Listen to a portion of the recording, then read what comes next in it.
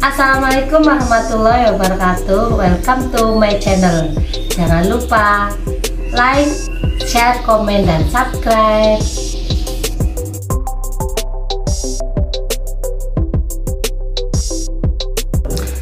Assalamualaikum warahmatullahi wabarakatuh. Alhamdulillahirabbil alamin wa bihi nasta'in ala umuri dunya waddin. Wassalatu wassalamu ala asrofil anbiya wal mursalin wa ala alihi washabihi ajmain, amma ba'd. Alhamdulillah, masuk pada materi keempat, mata kuliah ekonomi budaya dan kearifan lokal dengan tema peranan kearifan lokal dan strategi pengembangan ekonomi kreatif berbasis budaya. Nah, untuk materi keempat ini sudah masuk pada ekonomi kreatif. Jadi yang awal-awal itu tadi kan membahas tentang kearifan lokal, kearifan budaya, ya budaya dan kearifan, lalu membahas juga tentang lingkungan, tentang kekeluargaan, gotong royong. Sekarang mulai masuk ke ekonomi kreatif, bagaimana kearifan lokal dapat dikaitkan dengan ekonomi kreatif. Pertama, pengertian pengembangan ekonomi. Pengembangan ekonomi lokal atau PEL, ya nanti kalau ada PEL berarti pengembangan ekonomi lokal, merupakan proses di mana pemerintah lokal dan organisasi masyarakat terlibat untuk mendorong, merangsang, memelihara aktivitas usaha untuk menciptakan lapangan pekerjaan. PEL didefinisikan sebagai terjalinnya kerjasama kolektif antara pemerintah, dunia usaha, serta sektor non-pemerintah dan masyarakat untuk mengidentifikasi dan memanfaatkan antara optimal sumber daya yang dimiliki dalam upaya merangsang dan menciptakan perekonomian lokal yang kuat, mandiri, dan berkelanjutan. Pengembangan, ya, jadi ada berkelanjutan, namanya dikembangkan, jadi berkelanjutan, tidak putus di jalan gitu ya, selesai, tapi ada pengembangannya. Komponen-komponennya atau siapa saja yang melaksanakan ini itu adalah pemerintah daerah bersama-sama dengan seluruh komponen di dalamnya, dituntut untuk mampu mengelola daerahnya sendiri dan mampu mengubah potensi lokal yang dimiliki menjadi kekuatan ekonomi sebagai sumber pertumbuhan dan perbaikan kualitas hidup penduduknya. Jadi untuk pemerintah Indonesia atau nasional dimulai dari pemerintahan daerah atau bisa lokal, ya, disebut sebagai pemerintah lokal setempat dulu untuk bisa mengelola, kemudian nanti akan berkembang, akan bagus, maju perekonomiannya. Selanjutnya akan dibahas adalah tentang prinsip utama pembangunan ekonomi lokal, ya. Ada enam prinsip. Yang pertama, memprioritaskan pada peningkatan kesempatan kerja dan pengentasan kemiskinan. Jadi di situ ada kesempatan kerja dan kemiskinan, ya. Biasanya ini orientasinya pada pengentasan pengangguran, ya. Yang kedua, menetapkan target pada masyarakat kurang beruntung, ya. Ini bagi masyarakat kurang beruntung yang tidak bekerja, yang miskin gitu, ya, bisa disebut tidak sejahtera seperti itu. Yang ketiga, setiap daerah perlu mengembangkan dan memiliki sendiri strategi PEL yang sesuai dengan daerahnya. Jadi tiap daerah itu beda-beda, jangan disamakan. Nanti di materi berikutnya akan ada kerjasama antar daerah atau antar kabupaten atau antar kota yang dalam rangka memajukan perekonomian nasional. Jadi memang ada kerjasama juga, nanti akan dibahas lagi di materi berikutnya. Yang keempat, PEL mendukung kepemilikan lokal, keterlibatan masyarakat, kepemimpinan lokal, dan pengambilan keputusan bersama. Ini juga berpengaruh, ya, PEL ini, pengembangan ekonomi lokal ini juga berpengaruh terhadap keterlibatan dan kepemimpinan masyarakat setempat, ya. Kan biasanya kalau ada pemilihan kepala daerah kan yang dipilih dari daerah tersebut, ya, diusahakan yang memimpin adalah orang daerah tersebut, jangan dari orang luar, ya, diusahakan, meskipun ada juga yang pemimpin daerah itu bukan dari daerah situ. Prinsip yang kelima selanjutnya adalah terbangunnya kerjasama antar komponen untuk memecahkan masalah bersama dan memaksimalkan pemanfaatan sumber daya lokal. Nah, ini juga bersama-sama untuk mengembangkan sumber daya lokal yang ada. Kan masing-masing daerah punya keunikan atau punya keistimewaan sendiri-sendiri, ya. tidak bisa disamakan. Misalnya Brebes uniknya itu atau ciri khasnya adalah di bawang merah, kemudian Jepara itu ukiran dan sebagainya, itu yang berbeda sumber daya lokalnya. Yang keenam, memberikan keleluasan bagi daerah untuk merespon perubahan lingkungan yang terjadi baik tingkat lokal hingga internasional. Ini juga penting sekali agar pembangunan ekonomi lokal itu benar-benar berjalan, benar-benar terrealisasi begitu ya. Selanjutnya, untuk hal yang dibahas berikutnya adalah peranan ekonomi kreatif berbasis budaya. Ini kita membahas ekonomi kreatif tapi ada kaitannya dengan budaya ya. Menarik sekali. Jadi pengennya ekonominya maju, kreatif, berkembang ya, berkelanjutan, juga tidak meninggalkan budaya. Untuk kita menilai ekonomi kreatif ini adalah suatu proses penciptaan nilai tambah ya, nilai tambah berdasarkan ide yang dilahirkan dengan menciptakan suatu kreativitas masyarakat yang didukung dengan pemanfaatan ilmu pengetahuan. Jadi ada ilmu pengetahuan yang masuk ke situ, kreativitas, inovasi, inovatif itu ya, masuk di situ sehingga ekonominya itu benar-benar kreatif ya. Mengembangkan ekonomi kreatif berbasis budaya lokal berarti suatu perpaduan antara pengembangan ekonomi dengan memperhatikan kearifan budaya setempat sebagai sumber ide, inspirasi maupun inovasi proses pengembangannya. Pengembangan ekonomi berbasis kearifan budaya lokal tersebut dapat dilakukan dalam bidang seni rupa, kuliner, fashion, kerajinan tangan, arsitektur, permainan interaktif, teknologi informasi, penelitian, percetakan, desain, periklanan, seni pertunjukan, musik, film maupun fotografi, dan masih banyak lainnya ya. Tidak semuanya disebutkan di PPT saya ini ya. Lengkap sekali mulai dari mulai dari seni rupa, musik, film, fotografi, kuliner ya. Kuliner menyenangkan sekali ya. Nah, itu lengkap sekali. Sekarang pesan berikutnya adalah beberapa alasan untuk mengadopsi ekonomi kreatif berbasis budaya lokal.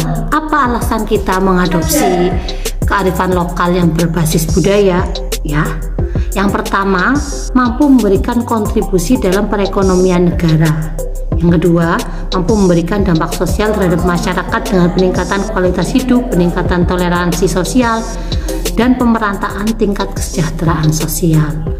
Yang berikutnya, mampu meningkatkan kreativitas dan menciptakan inovasi baru, terutama untuk generasi muda. Nah, ini biar nggak dikatakan ketinggalan zaman, ketinggalan teknologi, gaptek, ini bisa atau mampu meningkatkan kreativitas terutama generasi muda. Yang berikutnya, alasan berikutnya adalah sumber daya yang digunakan dalam ekonomi kreatif berbasis budaya lokal bersifat terbarukan ya. Jadi memang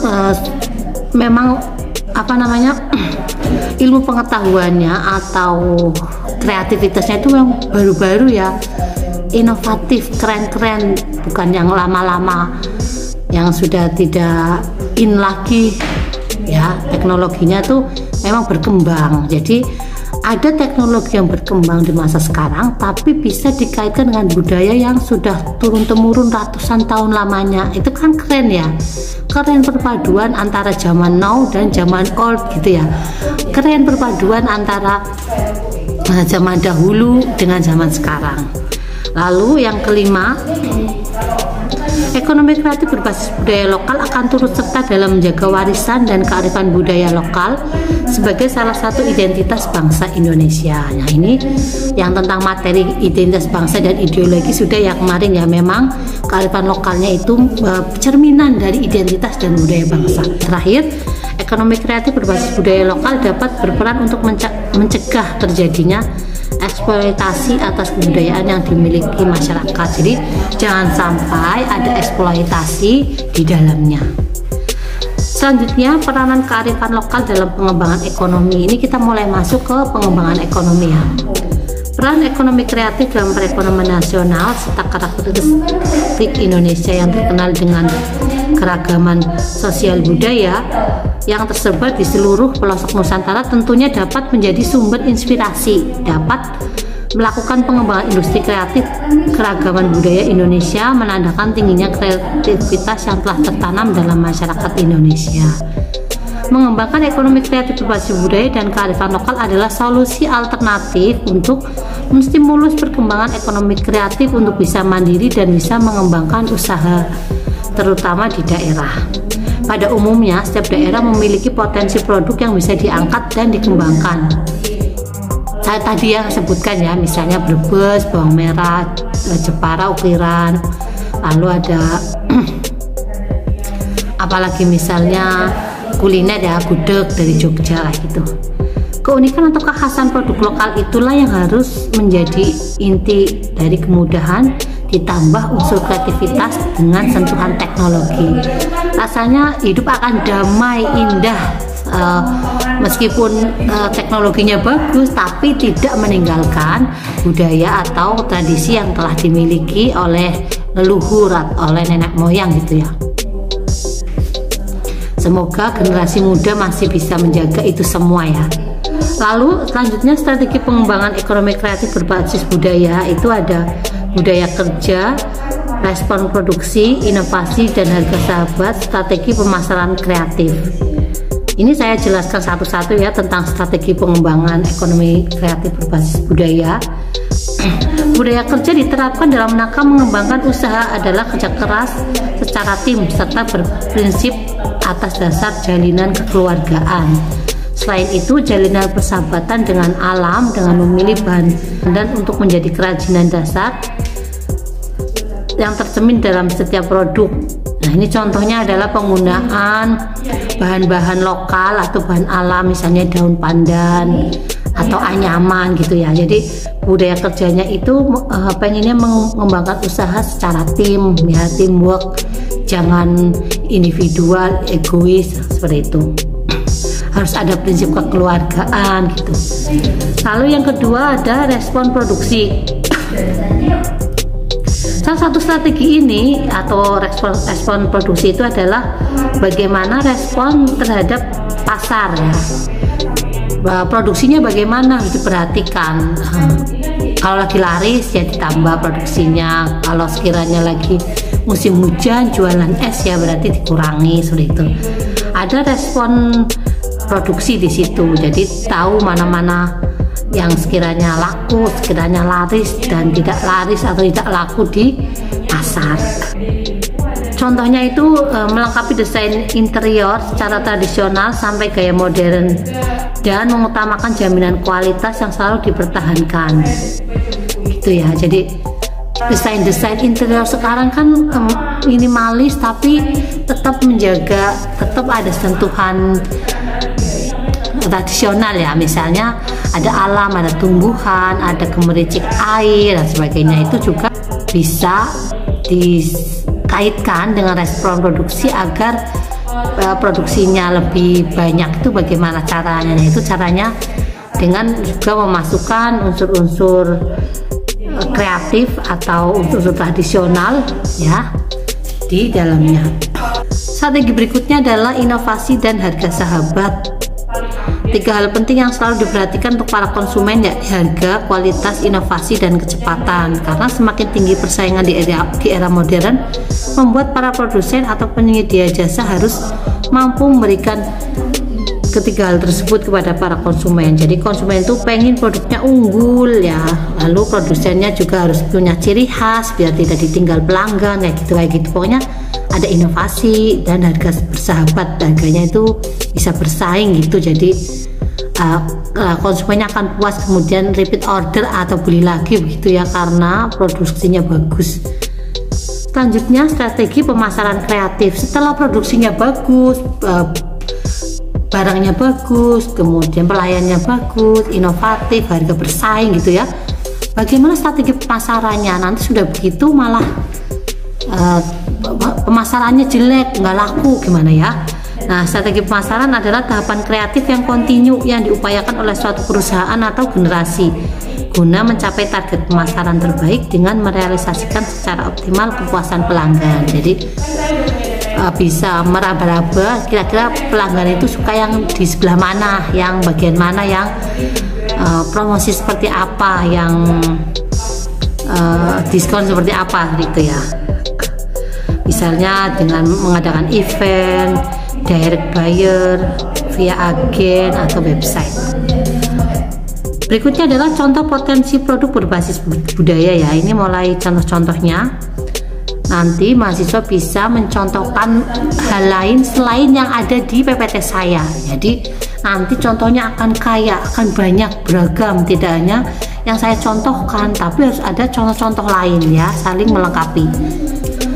Yogyakarta dengan segala keunikannya menjadi daya tarik yang besar bagi masyarakat. Hal ini tidak lepas dari sejarah asal mula Yogyakarta itu sendiri.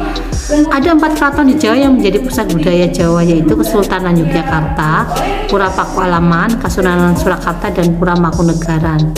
Sebelum kemerdekaan, keempat keraton tidak hanya sebagai pusat budaya dan kegiatan kesastraan, tetapi juga sekaligus pusat pemerintahan. Setelah Perang Dunia II atau tahun 45, kerajaan-kerajaan melebur menjadi industri. Keraton kemudian menjadi objek wisata yang menarik ya. Di awal abad 21, kehidupan budaya di daerah istimewa Yogyakarta semakin semarak dan menjadi penting dalam promosi kepariwisataan Indonesia. Khususnya Yogyakarta berbagai produk seni pertunjukan, seni rupa, kuliner, kerajinan, kearifan lokal menjadi aspek yang tidak kalah menarik untuk terus digali dan direvitalisasi. Salah satu budaya daerah istimewa Yogyakarta yang membentuk kearifan lokal dan menjadi sumber daya masyarakat selain batik yang menjadi ciri khasnya ialah kerajinan ya. Jadi kerajinannya itu bagus-bagus ya kalau dari Jogja, meskipun di daerah lain juga bagus, tapi selain itu, selain kerajinan, kuliner juga ada keraton tadi ya yang masih ada sampai saat ini. Kerajinan yang ditekuni itu ada kerajinan yang bergerak di ekonomi kreatif, ada komunitas pengrajin ya, kemudian di Sleman, Yogyakarta juga telah menembus pasaran internasional. Kerajinan-kerajinan di Jogja kan sudah banyak atau memang langganan untuk dibeli oleh wisatawan asing ya, sehingga cepat terkenal Indonesia melalui kerajinan-kerajinan dari Jogja tersebut. Itulah contoh potensi produk berbasis budaya untuk contoh dari DIY, Daerah Istimewa Yogyakarta. Mahasiswa nanti akan menyebutkan lagi contoh-contoh lainnya. Demikian penjelasan saya pada materi keempat mata kuliah ekonomi budaya dan kearifan lokal.